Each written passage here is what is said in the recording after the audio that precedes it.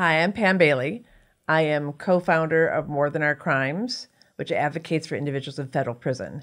And this is Voices Unlocked, in which we try to bring the humanity inside prison, which are hidden behind very thick walls and hidden in remote areas of the country. We try to bring them out to you so you can get a glimpse of what it's like. And the topic of this episode is going to be prison visits, when people get to physically go and visit their loved one. In previous episodes, we've talked about emails, we've talked about phone calls, but what everybody really wants, and is so hard to get, is in-person visits. So we're going to talk about that.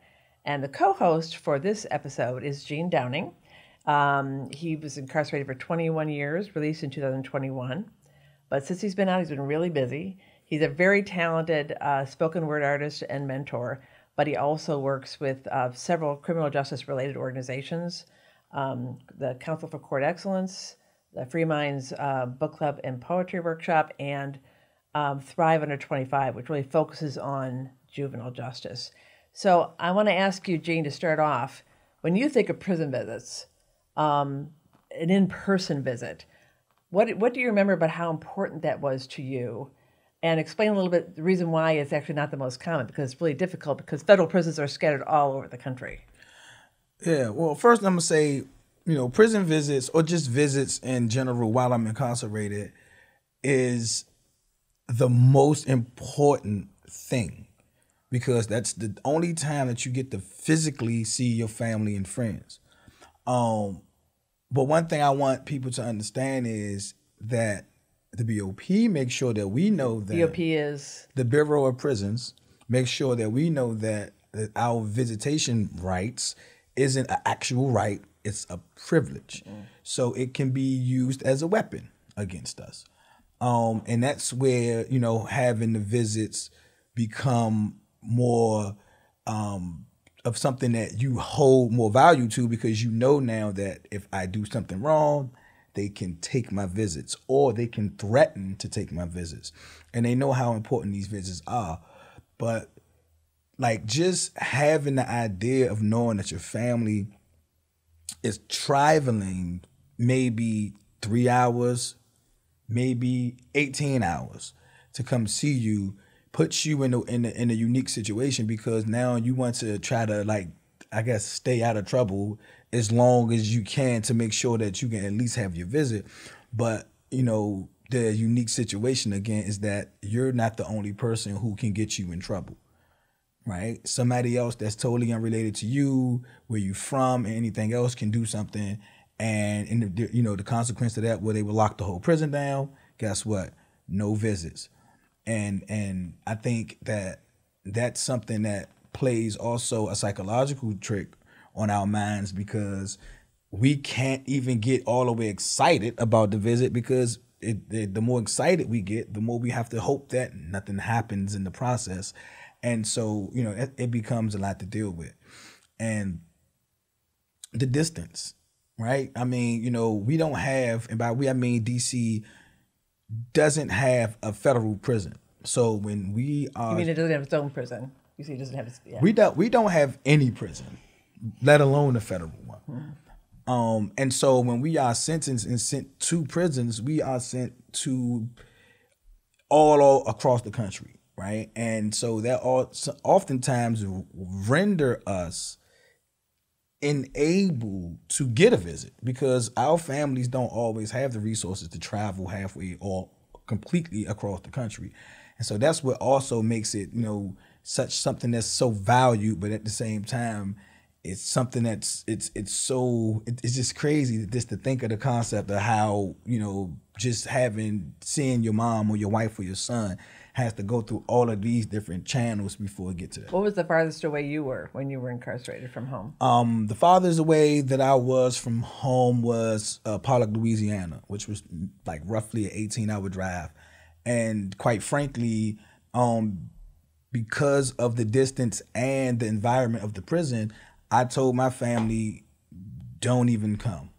How often did you get a visit when you were there? When I was there, Yeah.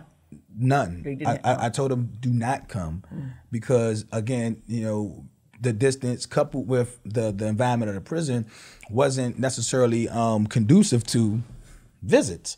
You know, I was in that prison for about 4 years, and I think we spent at least 3 of those years on lockdown. So, you know, and that was actually the subject of one of our earlier episodes was lockdowns. And you know, you mentioned that you can have your visits taken away because of something somebody did, but what's increasingly common now is short staffing. So nobody's done anything wrong, but they're short of staff. And that actually happened the weekend. I recently went to visit the co-founder of More Than Our Crimes, Rob Barton, who you're going to hear from in a minute. He's in Florida. And the weekend before I went, I was monitoring this Facebook group of family members, and they were reporting back, and they had canceled visits. People had traveled there. They had checked, they had called ahead, and they got there and found out that the visits were canceled because of short staffing. Yeah, so the myth, as I like to call it, of short of staff, that's something that I noticed that they started to do more consistently over the last maybe 4 or 5 years, well, 5 or 6 years of before I came home. And what they would do is essentially would say that enough people didn't come to work, so we do not have the staff to operate the prison to its full capacity. However, there's always correctional officers in the prison. We would never know as the residents. I hate the word inmate. So as the residents of that facility, we would never know if the staff is short because it's always staff here. So when they tell us it's short of staff, we just believe them. That's why I call it the myth, because it's like this is one of the few businesses that is a direct service business and stay open 24 hours a day. So that means you have to have staff. How do you get your business to the point where enough people don't come to work, and instead of reprimanding the people who did not come to work, you take it out on the people of the facility and say, well, you can't do this because they didn't come to work. And they're not taking a look at the mental health effects. So, you know, it seems to me that one big problem with the Bureau of Prisons is that they're never weighing. I mean, they'll look at, say, for instance, oh, we want to keep drugs out of the facility, so we're going to do this, this, and this. And they won't look at, okay, what are the ramifications of that? What could be the consequences of that would be negative to mental health and therefore maybe lead to more violence and frustration, et cetera? And they don't seem to do that. Well, the funny thing about that is, you're right, first and foremost, they do not do that. But it is strategic, though. They don't do it because everything else they do is for a reason, right? Like, so they use these things against us in the prison, the lockdowns. Sometimes they lock us down, and I think that is probably one of the most psychological traumatizing things, being, suddenly thrown into a cell and not knowing when they're going to open the door. They know that, though. They threaten us with that. Oh, if anything else happened, we're going to lock you down for such and such, such and such. Again, you use our little bit of freedom against us. So, and I guess what I'm trying to say is they don't care about our mental health in there. And if you and this is a different topic, but if you go and venture into the mental health side of the BOP, you would see how they operate that they really don't care, because that isn't efficient at all. Well, the person I interviewed, there's 2 people I interviewed for this episode. The first person you're going to hear from is Robert Barton, the co-founder of More Than Our Crimes, who is currently housed at a high-security prison in Florida called Coleman. And in this first soundbite, he talks about how he views the importance of having that. Well, he focuses on the hug, on the touch. So here, listen to this. I mean, the thought of just like, the feeling of just having a hug, like, yeah, I hug, or like we do like man claps with our friends and stuff like that, but like to have a hug from a woman or have a hug from your mother or your child is something different. Like, it's just that, like human touch. And then outside of that, it's just like, it takes you out of prison for, like when you out there, like, you're not in jail no more for a little bit, and you out there, if you go like the whole weekend, you out there all like a day. And you just got time to deal with whoever that is. So it means everything is just, it keeps you human, basically. Well, I've visited Rob several different times in prison, and I'm going to tell you a little bit about from a family member's or a friend's. It's mostly family members, but family members or friends' point of view, what is involved in actually getting there and then getting into the prison. It's actually there's a lot of rules. The first thing I guess to emphasize that Gene had mentioned, it's expensive. So I went to Florida from D.C. I had to buy airfare. I had to rent a car. I had to get a hotel room. And usually the visits are 2 to 3 days. And if you're going to go to all that trouble, people usually want to spend more than 1 day. So it cost me close to $1,000. Wow. And that's a lot of money. and here's the thing.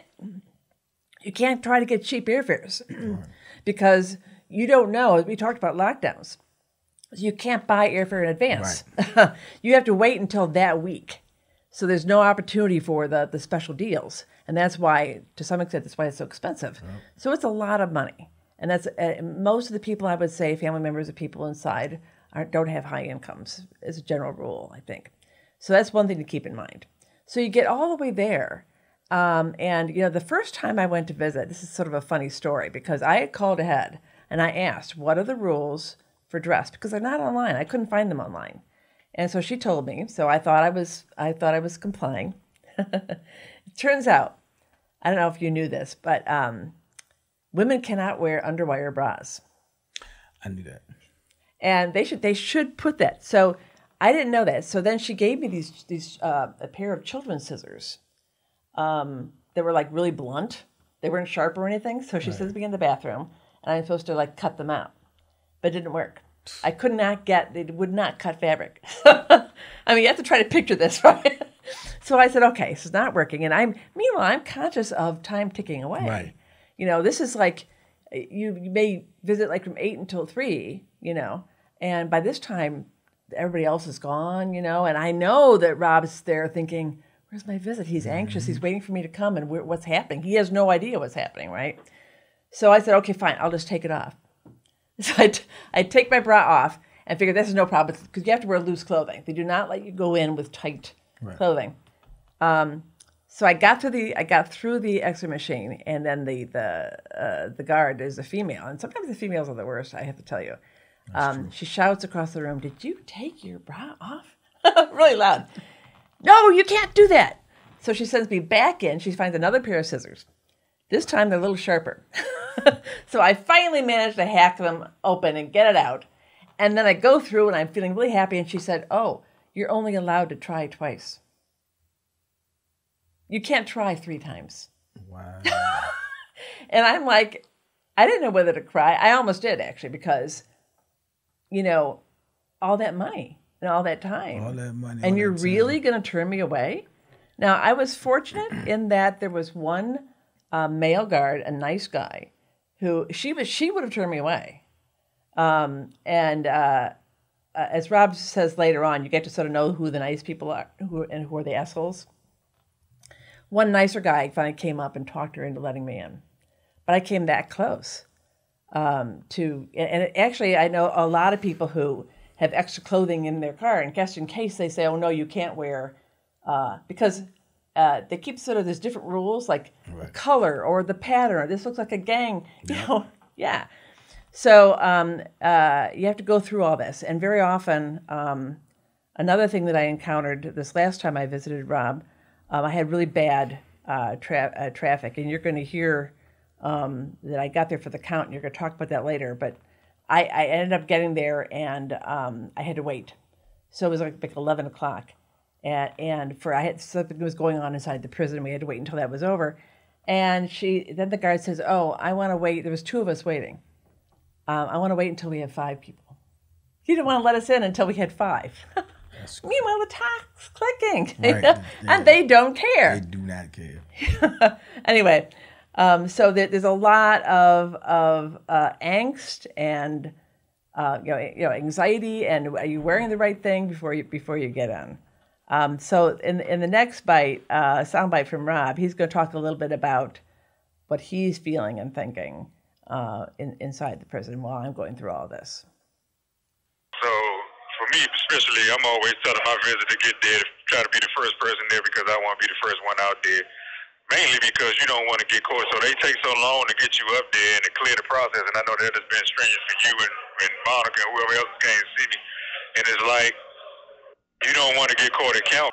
Then you ain't going to get out there after 11 o'clock. So your visitor's going to be like 2 hours left. So you want all the time as you can with your people.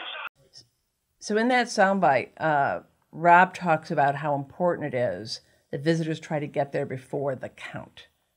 What does that mean? What's the count? Yeah, the count is probably the most important thing to the administration in the BOP. The count is exactly what it said it is a count. They count every single person in the facility 3, sometimes 4 times a day, depending on what day of the week it is. Oddly enough, visits fall on weekends. And on weekends, you have what we call a 10 o'clock count. And the 10 o'clock count is a standing count. They come around. They're going to lock everybody in the cell. You have to be standing at the door when they walk past so they can make sure that you're alive. That's their reason. And nothing, absolutely nothing happens until this count clears. And if it doesn't clear, then we won't come out the cell until that count clear, whether it takes the rest of that day or the next day. So when we tell our families to show up as early as you can, because if you don't, you get caught in the count. And so if you show up closer to count time, then they will already had started preparing count. They already had started doing recall. So that's recall is when they send everybody back, all of the residents of the facility back to their housing unit to prepare for count. Once they make their recall, that's almost essentially them recalling even people, your family that's on their way to the prison, right? If you're not here by the time we call this recall, then you will have to wait until after count clears to come in. And oftentimes the count doesn't clear, but we don't believe that the count didn't clear. We believe that they hold the count up. And when you say count clear, that means to finish it. No, actually, what it means is to be actual accurate. It means that everyone is accounted for. Okay. Right. So if we say that the population is XYZ and we do a count, it's like a census count basically, and we do a count and the bottom line doesn't say what the top line said, then we either going to recount or we're going to recount. If that recount doesn't still add up, then we started figuring out where's this missing person or these missing people. Yeah, so what I think is sort of funny, this is a side comment. Recently, I heard about a case in a prison where somebody died in his cell, and they didn't know it for 4 days. So how did that happen? I had that confirmed, so I know that actually happened. It all depends what institution. Believe it or not, in the Bureau of Prisons, even though it is one system, each individual prison that's within the BOP operates differently. Why and how they're given some of their own autonomy to do it, I have no idea, but they do. So if you were in, say, a place like Pollock, where I was at, that can very well happen when somebody could, have died or was killed and they just didn't know. But if they do the count, they'd know somebody was missing. Right. So about the count, right? In those kind of places, Pollock, count is a formality, right? So you have kind of got to put your mind in the mind space of some of these correctional officers. They come to work every day to the same place. Who knows what their home life was like, and then this place could be better or worse than their home life. Mm-hmm. So it becomes a part of repetition. It's repetitive. Mm-hmm. So count time, some of them walk right past the cell and won't even look in it. Okay. Right? Or they'll let their flashlight do the looking, and they'll do this. Okay, right. And that's how things like that can Yeah, transpire. 'cause it's funny because I have a friend who's a former Bureau of Prisons employee, and when I first heard this, and I hadn't confirmed it yet, he said, "Oh no, that could never happen.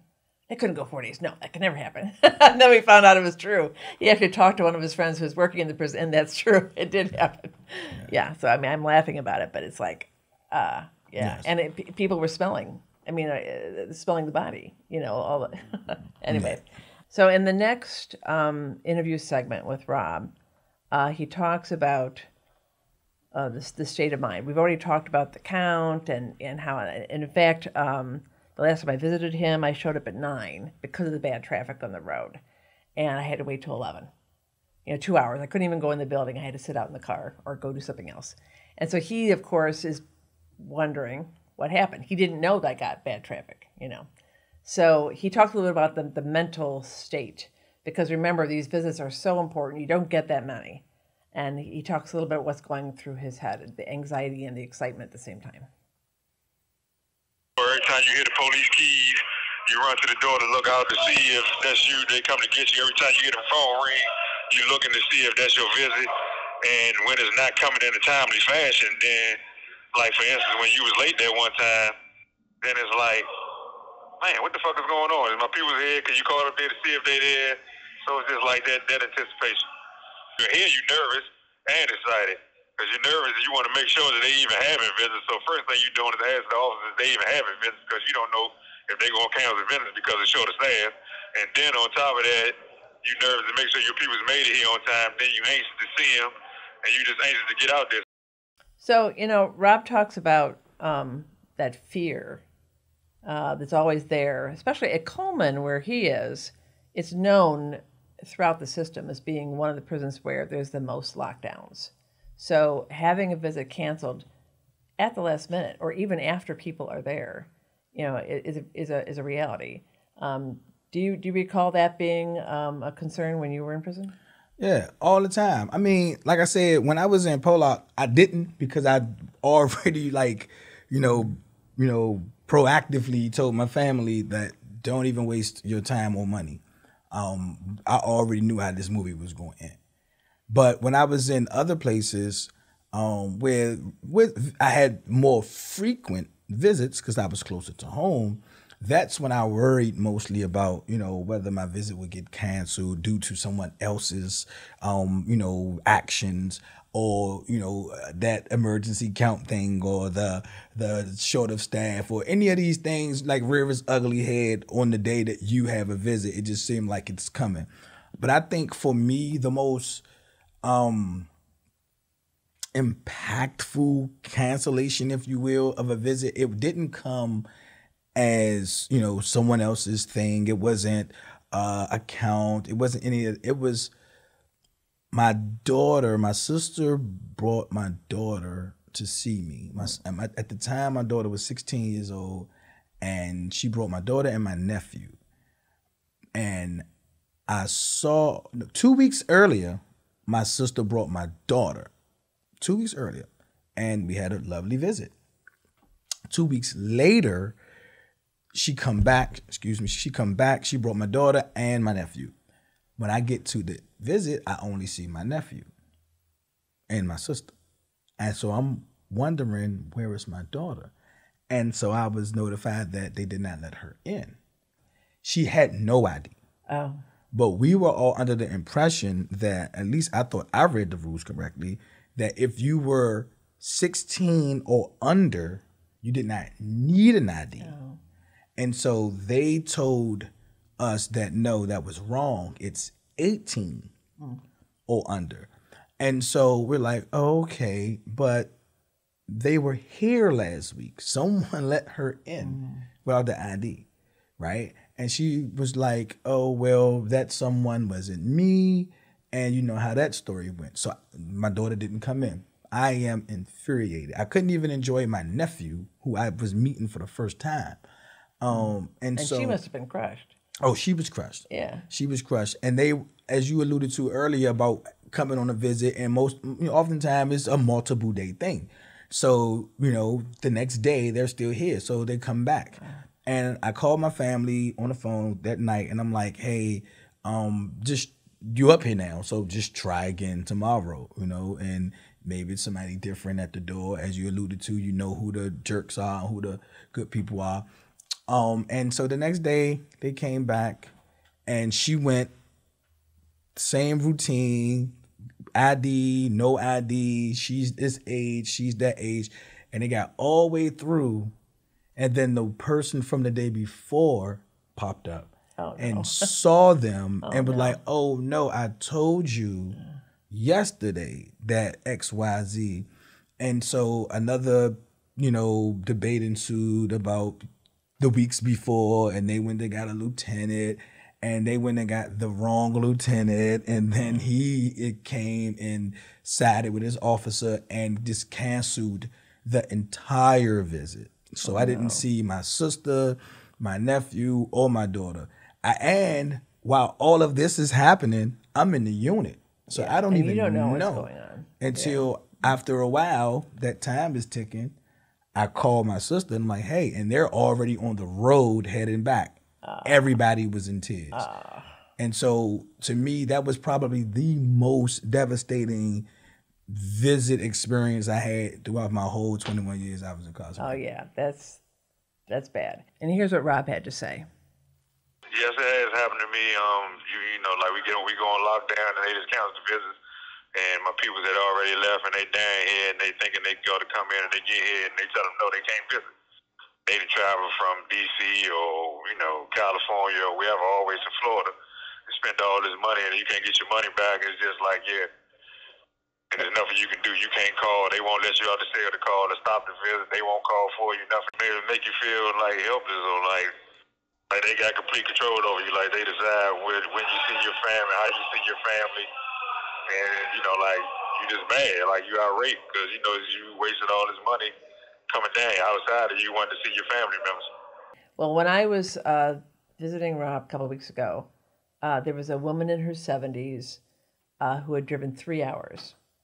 And like me, she had checked, and all the rules weren't explained, and she was not allowed in because she had a knee replacement and had some metal in her knee. And they said she had to have a letter from her doctor. And so she, at least she hadn't flown in. I mean, that's one thing.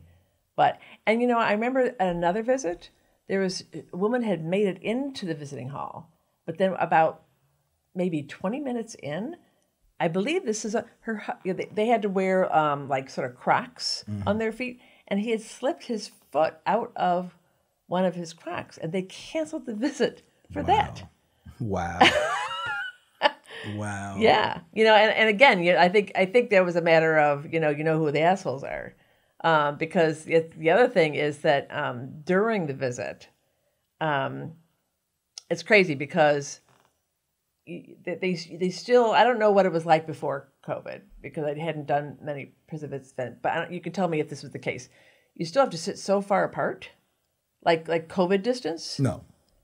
I mean, how close could you get before? So typically in any one visiting room, it could be something as similar to this. You're sitting here, I'm sitting here, and we have a table. I mean, obviously the table will be like more in between us, but it'd be something like this. We can hold hands and everything. Oh no. Yeah, so all the visits I've been on now, I've been on several, and even with COVID over, really, you're still sitting the social distancing 6 feet apart, which means the whole visit you're leaning forward at this sort of and you really have to raise your voice to talk. That's ridiculous. And how do you do? And so there's no touching. In fact, what's really sort of a little bit crazy, I went to FCI Cumberland, a medium security prison in Maryland, and they instituted this new procedure where normally the only time you can touch is in the beginning of the visit and the end of the visit, and then you can hug and kiss.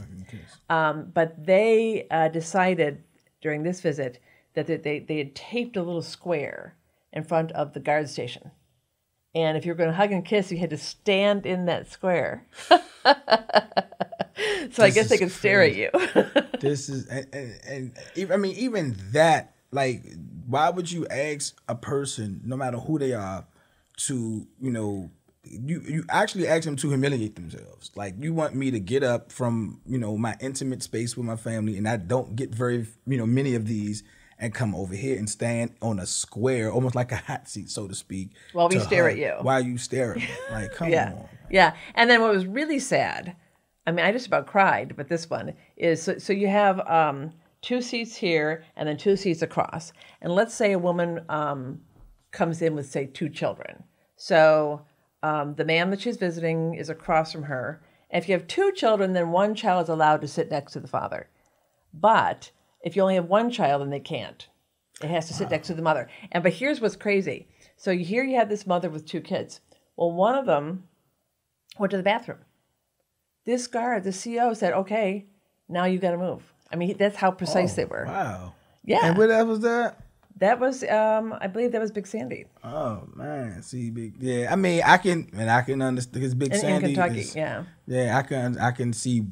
I don't understand why, but when you say Big Sandy, I can see. But and what's hard is little children don't understand. Little children. They want to go and crawl into their dad's lap.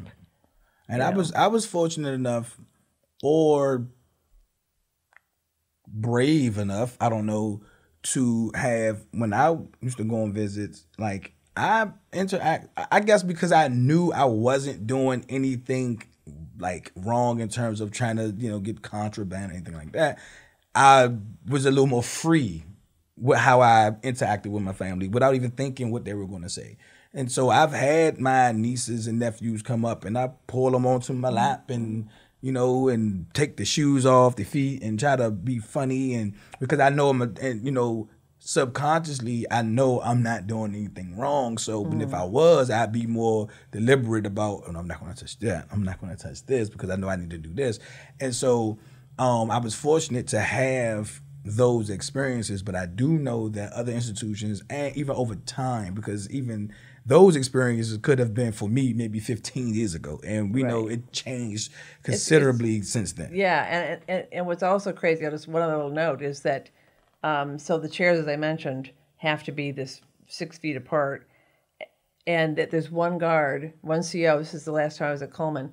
His job the entire time was to walk around, and he would scrutinize, and he actually said, move it back an inch. He wanted to make sure that everybody was, and it's sort of, that shadows the entire visit. It kills everything. It kills everything, and it also highlights the fact that you are not treated as a human, because why would another person come and be that precise, if you will, with something like a seating situation, right? If I scoot up a little bit or scoot back a little bit, like, did that really change the way I'm interacting with my family?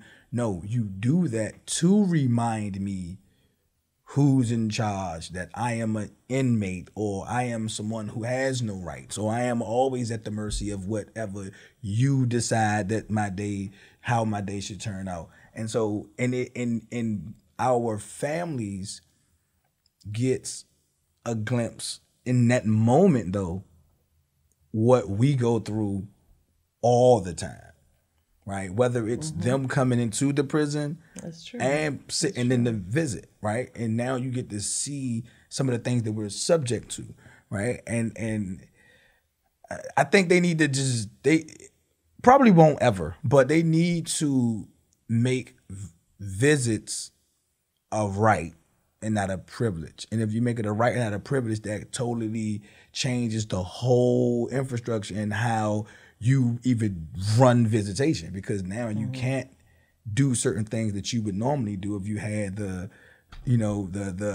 green light, so to speak, to just do whatever you want as administration or as staff. If you take that away, then now you have to now abide by rules just as much as we do, because we have rights. Well, and in one of the interview segments you're not going to hear is, you're absolutely right, is that I can complain all I want about, what I have to go through. But when I hear Rob talk about the procedure, like after he's taken out of the cell and brought up to the visiting hall, and what he's going through before I see him walk in, it brings the point home. Right. Yeah. So let's listen to Rob. Once they come get you, and they bring you up there, I mean, you walk up there by yourself, but when you go in, you strip out. So they take you all your clothes, you put your clothes in a bag, they put the bag on the one of Johnson, they got a number on there, that's your bag. And then they ask you, they give you a jumbo, but you gotta, show your anus and just go through the routine. So you lifting your arms, your toes, going running your fingers through your head if you got hair, lifting your privates, all that type of stuff. And it's the same thing coming in and going out. Do you have the body? In some jails, every time you go to use the bathroom, they want a strip search. It's part of the routine. Like, it's to the point now, like, you don't need, it's not even a thought. I mean, like, I've been doing this shit so long, it's not a thought. You just get naked. And I'm like going back in my own mind, reliving certain moments, because my family often asks me what I do. Like, when you go through that door, what happens? And I tell them, because they think, when you don't tell them, they think that when they see me, this is how I'm walking around, and they don't know that these are not my clothes. Yeah, right. Not my socks, not my drawers, not my t-shirts. Every single thing I have on was given to me in the room behind that door over there. So I have to get stripped in and stripped out. I have to cough, squat and cough. So I'm basically getting humiliated again, right? To come and see my family. And then when I see you, I have to try to act like that didn't just happen. And I'm happy, I'm smiling. And then once it's over, which is always a bad time, because that's when it set in, like, damn, they're leaving, right? Yeah. It's never a good time when the visit is over. And then I have to go back through, the strip search. And so, like, a lot of people don't know what, like, the psychological or the mental strength, should I say, that it takes to even do your visit, having gone through what you had gone through just to get to this point. You're right. Rob would come out in a jumpsuit, usually a bright, like, lime green or something like that, and prison issued shoes. And then what happens afterwards? And I talked to another member of the network, Leon, who you're going to hear in a second, who had at the McCreary prison in Kentucky. And he was really looking forward to this visit because there had been some really harsh restrictions. Like, they kept up the partition for a very long time. During COVID, they had this plexiglass partition, and I did one visit that way, where I had to put my mouth up to like a grid, and it's very unnatural. And finally, that had come down, and in some respects, the visits were back to normal. Actually, they allowed visitors to eat, but the residents were not allowed to eat. But they at least didn't have the partition, but. He had something really upsetting happen when he left the visit, which I found a bit shocking. And it's interesting. So he's going to talk about something called a dry cell, but mainly they're very concerned about contraband. So a lot of the things you're hearing about, even what you wear, how come you have to take the whole strip search, the whole reasoning behind it is because they're looking for contraband, drugs, anything else you're bringing in that's illegal. And it's true on the one hand. I've heard from my friend who used to work in the Bureau of Prisons that there's some very inventive ways people use. So it's not something that is, without basis to some extent. I mean, my friend was describing how sometimes people hide things like down in their throat, and they'll spit it up then when they kiss or something. So everything is looking for the contraband. But we were having this conversation before, is a lot of times they don't really look at the negative consequences, this dehumanizing procedures and what it leads to. And so Leon's going to talk about the fact that when he went out, in addition to doing the whole strip search, which by itself, I mean, I can't even imagine, to be honest, going through that. But on top of that, they did an X-ray, a body scan, where they can see inside your intestines. And he describes what happens when they thought they saw something that they thought perhaps was contraband. Turned out it was a mistake and it wasn't. And he talks about what happened next. Well, my visit concluded. I go back. I get strip search. I go through the formalities with that. And they walk me around to the receiver room, to the X-ray machine. We get around to R&D where they take everybody at. to do the x-ray. I'm on the machine for about 2 minutes, then I hear them huddling up. It's about 3 staff members down there having a conversation. Like, have you been shot before? I'm like, no. He's like, have you had surgery before? And I'm sitting there like, yo, you just strip search. You know, I don't have a mark on my body besides tattoos. Like, what are we doing here? You know? So, he's like, well, you got something in you. I said, I have nothing. He's like, all right, well, I'll tell you. They called medical. So a guy from medical came around and he was a part of the shenanigans. So long story short, I'm in an observation cell overnight waiting to go to the bathroom. Now, I had contracted H. pylori at another institution. And I don't know if you're familiar with what that is. It's stomach bacterial disease. You know, when you have abnormal gut bacteria that comes from undercooked food and dirty utensils, which is thriving in the BOP. So anyway, I'm telling them, I said, look, I need assistance and use the bathroom when I contract the H. pylori. You can look at my medical records. Everybody's giving me a hard time, even the medical staff. We can't give you nothing in a policy. Do you want to see it? I said, yes, I do want to see the policy because I need assistance. I've been constipated on top of this baloney diet that Gilead is on for all this time. Let me rewind back a little bit. When I came out to visit, it's about 3 o'clock, 33 o'clock in the afternoon. So I'm in the observation cell overnight waiting to defecate. So they brought oatmeal in the morning, and I eat it, and I feel it working, you know. I'm telling the guy, hey, I need to go to the bathroom. So I see him get on the phone, like, same way they can see me in observation day, I can see them in the little office. So he calls down there. A couple minutes go by. Now this is about 10 minutes to 7. He called down there and let him know I gotta go to the bathroom. So about 15, 20 minutes go by. I said, hey, look, what are they doing, man? I really need to go. Like, I have a problem. I'm not being smart about this, but y'all can look at my medical records. Like, I have a problem. When I need to go, like, I need to go. So, about 10 more minutes go by. Nobody comes. I'm pacing back and forth in the observation cell. Pacing back and forth. And it's like an hour. I say, hey, look, you call somebody to find out what's going on. Like, what is the holdup? Now, inside the cell, there's no sink, there's no toilet. It's a concrete slab with a mattress over top of it with these little things that they can put you in a 4-point restraint if they feel is necessary. So my stomach is hurting more and more. I say, hey, look, you need to get somebody down here or y'all gonna get it off the floor. Like, I'm serious. He's like, man, you see me tall. So now the shift changed and the other guy came. And he said, hey, he let me know that he called down here. I know you got to go to the bathroom. He's like, it's out of my hands. The lieutenant has to be the one that while she goes to the bathroom. So I'm like, all right. I'm going to tell you like I told him. I said, I'm not trying to be smart. I've been holding for a while. He's like, he told me how long you've been holding. I said, hey, got about 5 minutes or y'all going to come scraping off the floor. So me being a man of my word, I did what I had to do. So now when they call down here and tell the lieutenant, hey, look, he went to the bathroom. About 7 officers come down with this lieutenant. Everybody's riled up. What are you trying to hide? I said, man, I'm not trying to hide nothing. Check your camera. I told you I had to go to the bathroom, so they put me in handcuffs, roughed me up a little bit.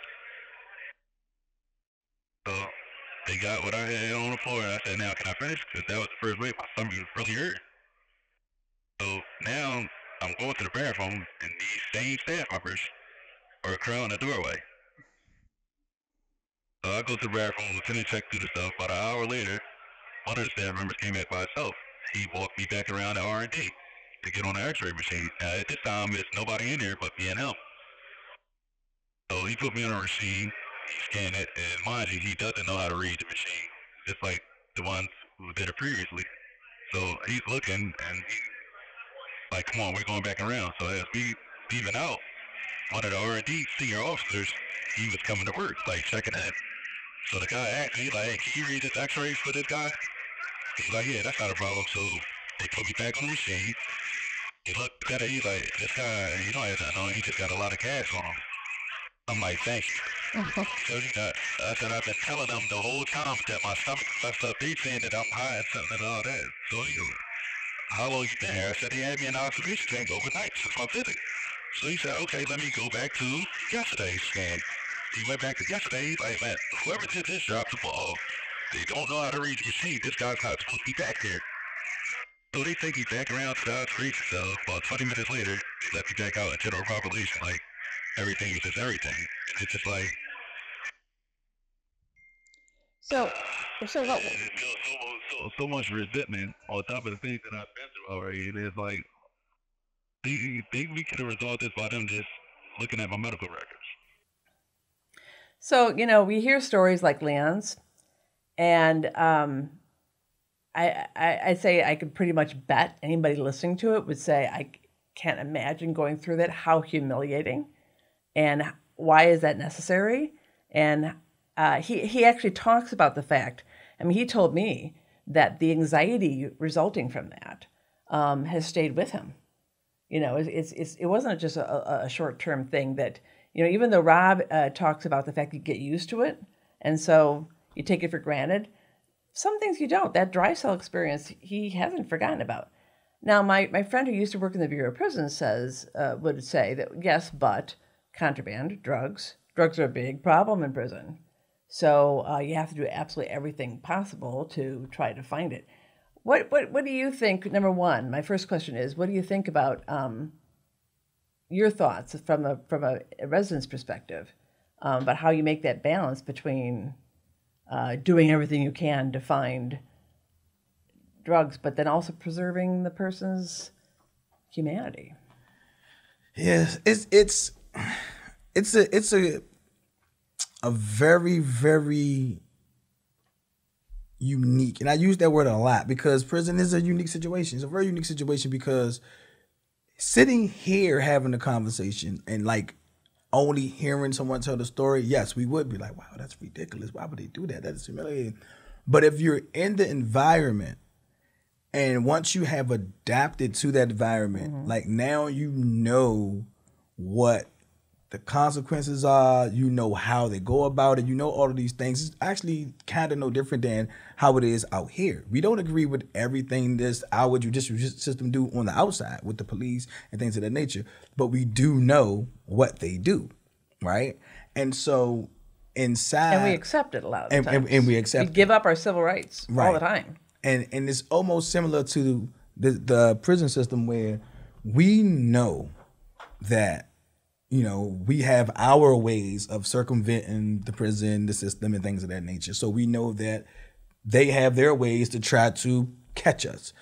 And so the only difference is their ways probably are extreme most of the time, right? Because what they do is, whether it's a visit or just something in the unit shakedown, if there is something that's going on in this prison and we feel that we're losing a handle on it and we need to, it's almost like we'll burn the whole village down just to get that one person. Exactly. Right? So we don't necessarily care about, as you spoke to earlier, like the ramifications of some of the things we do just to get to that, right?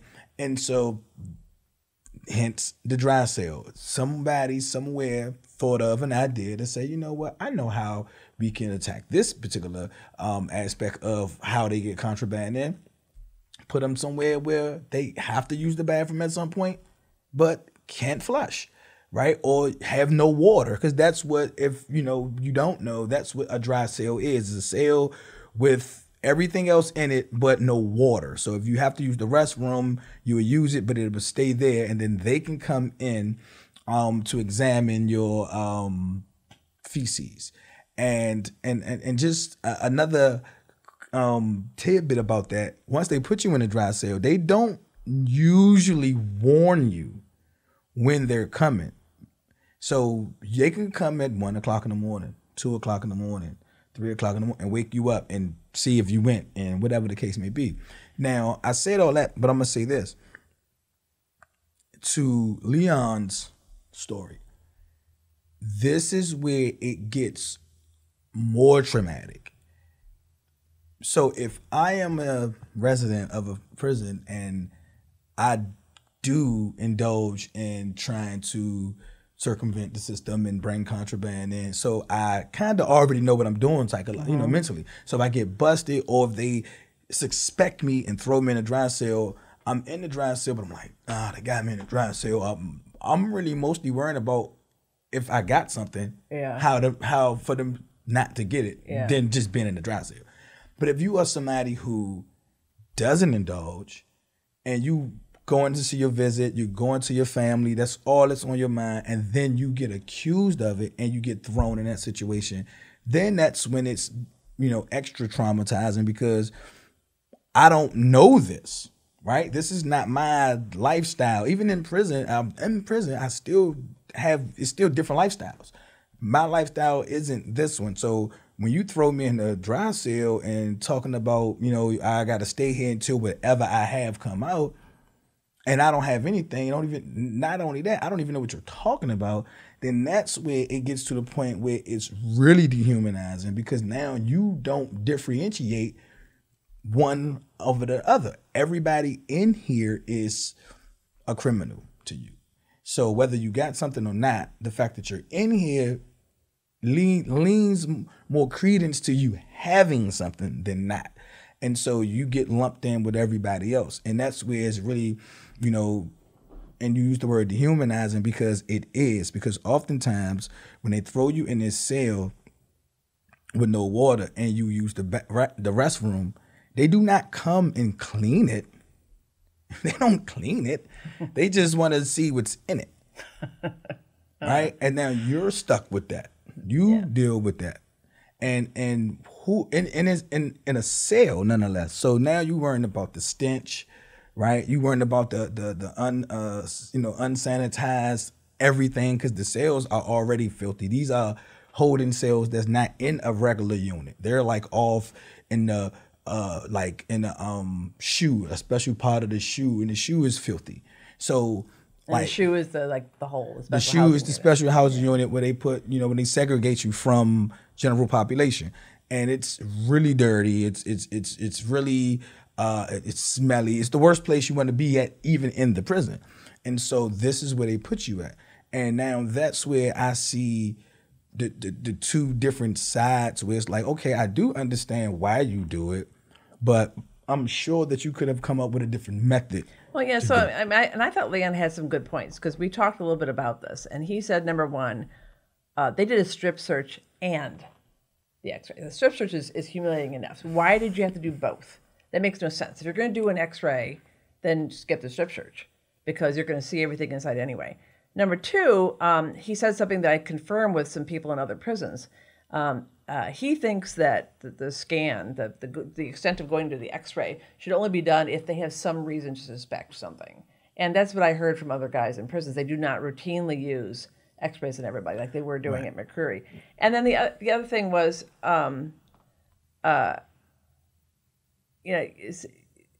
they also they didn't have any appreciation for what his problems were. I mean, you heard him talk about the fact that he had constipation and they wouldn't give him anything to help. So he spent it was overnight, But yeah, so I think that although I understand, because that's something we could talk about in another episode, drugs are a really big problem. There are things that they could have done. And it seems like for instance, doing the strip search and the scan, my bet is that some bureaucrat, somebody who worked there, they added on the x-ray and no one thought to review the rules and see what could we do. Do we need to do everything? And no one did that.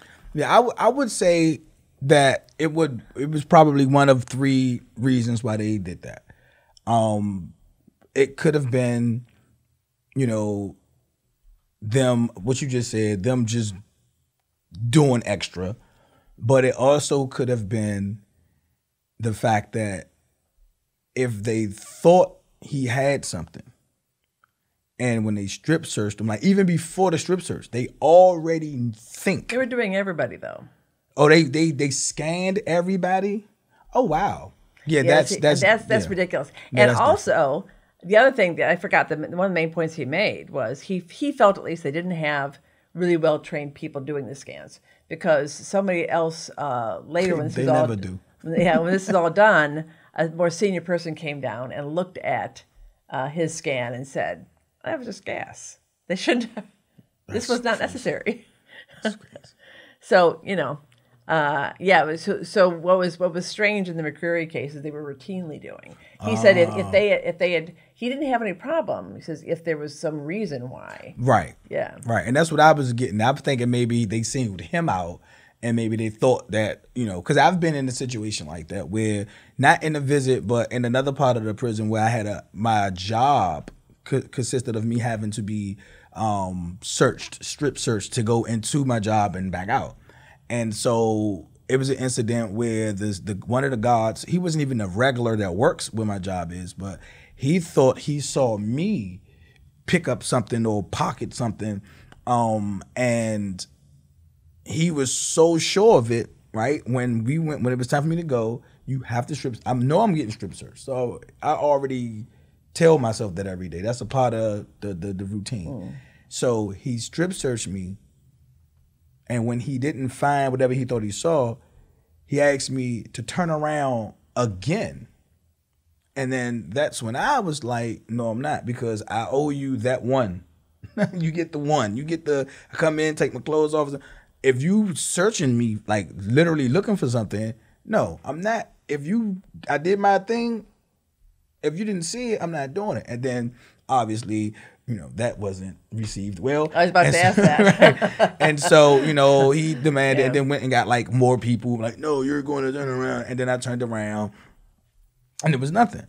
But the thing is, once they think they know, there is nothing you're going to tell them. and even though he found nothing, I can bet $1 to a donut that even to this day, whoever this guy is, I bet you he feels more so that I got away than that I didn't have anything. He felt like I beat him because so you highlighted another big difference between, you talked about things out here. Another big difference is, at least out here, if we feel like we were wronged by the police or something, there are things we can do. Increasingly today, we can bring a complaint. In prison, there isn't. As you just said, if you say no, you can but that doesn't work. You can bring a complaint, but the complaints only bring more of why you complaining in the first place. Retaliation. Right. And that's a whole other topic for another episode, which we'll do, because there is a whole procedure for bringing complaints, and retaliation for filing a complaint is very common. So we want to close the show out? Yes. First and foremost, thank you for having me. This is absolutely the best experience, and being able to educate people about what's going on inside of these prisons. That's something that we need to continue to do. So I'm always supporting that. And with that said, everybody in the whole entire world, share this with your friends, your family, everybody you know. And don't forget to go and subscribe to More Than Our Crimes, and peace out.